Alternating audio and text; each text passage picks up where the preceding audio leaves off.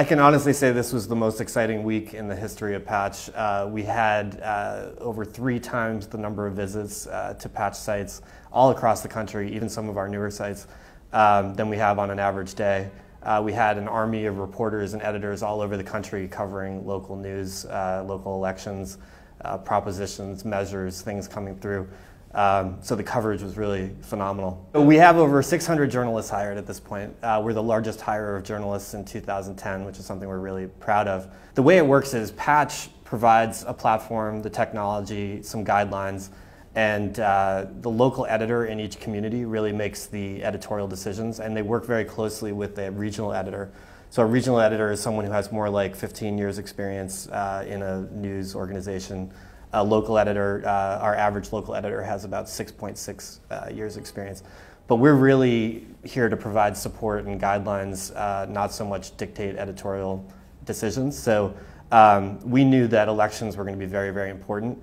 The mission of Patch is to be the most useful, informative site, the place that everyone needs to go to live a better, more informed life in their community. So when elections were coming up, we really encouraged all of our journalists to get out there and be first on the scene, covering some things that might not typically be covered by traditional media, by regional and metro media. So we were out there 24/7. We had one of our sites that's only a month old, Santa Cruz Patch in California, was our largest visited site. There were a number of propositions up for a vote in California. And it was amazing to see that brand new site be our traffic leader for the week. And that's just one example. In Narragansett, Rhode Island, Narragansett Patch, there was a great amount of coverage about a really controversial development measure that was going through, Measure G. In Redondo Beach, California, there was a similar story. I think there were 26 stories posted about an issue with beach development. So we couldn't be more thrilled that we were the first on the scene in a lot of these elections. But how is the tone or the point of view? Are Patch editors nice? Are they mean? Are they political? Do they like to be provocative? Yeah. I think they're all very nice. No, but these are professional journalists first and foremost. When we hire people, we make sure that they have the utmost professionalism. And then Patch itself is right down the middle. We provide a place for both sides of any issue to debate, to interact, to talk about each side. Patch editors don't take a political stance or a stance on any issue in a community. They just provide the forum for that. So that's what we expect from all of our editors across the country. We had a ton of video around the election, which was great to see. So the way our staffers work, we arm them with a video camera, a still camera, a laptop, a BlackBerry, and a police scanner. So they're kind of like walking mini newsrooms, and you see them at the school board meetings, at the zoning board meetings, covering a kid's soccer game. And the same was true for elections. They were out there on the scene, actually posting from polling places and victory celebrations. So video is just a natural fit for elections. And how does that work? What do they do? They have their own gear? Or? They have their own gear. They edit it themselves.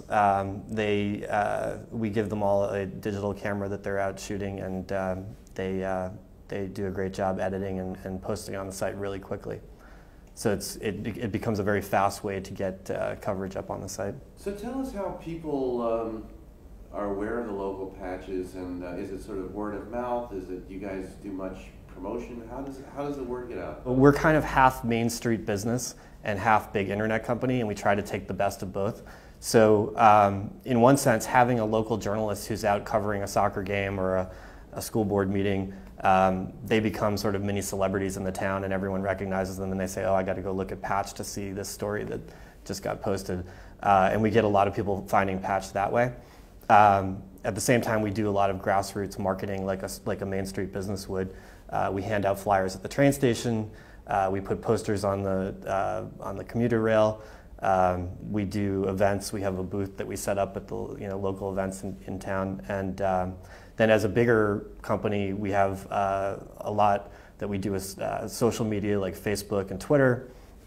We recently announced a distribution deal with Starbucks, where every Starbucks that has a patch in it will have a feed of local patch news when you come in and sign up or sign on to the free Wi-Fi in the Starbucks. And there's probably 100 more deals like that that we'll be looking at. So, it's really important to us that we take the best of local and the best of being a national company and mix them. Is there any strategic arrangement with AOL, or is that basically just the corporate owner in terms of either the news gathering or operations or sales or anything else, or is it pretty much a separate deal? There's a few things. So we're very tightly woven in with a lot of different parts of AOL. One notable one would be the distribution. So MapQuest recently went through a redesign, and as part of that, when you plot a trip through a patch town, or if you're looking at a map of a patch town on MapQuest, on the new version of MapQuest, patch content will show up, patch listings. The new AOL homepage, which just launched, has a local module that if you indicate what town you're from, you'll see your local content coming from patch. So there's a lot of ways that we work with different AOL properties. And then in terms of sales, we work with their national sales team quite a bit.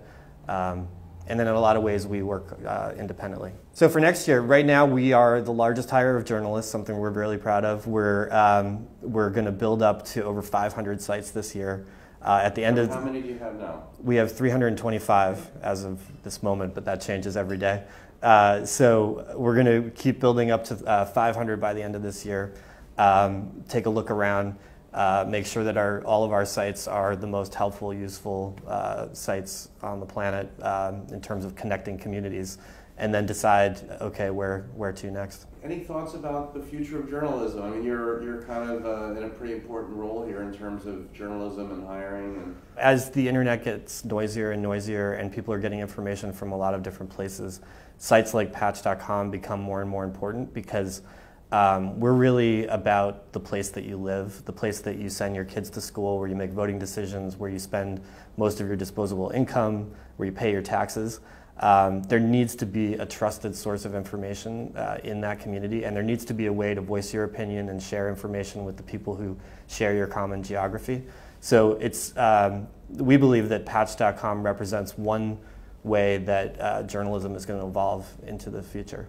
And I think there are a number of others. As national media changes, we're going to be the local source, and there's going to be a lot of different players in the national and regional arena as well.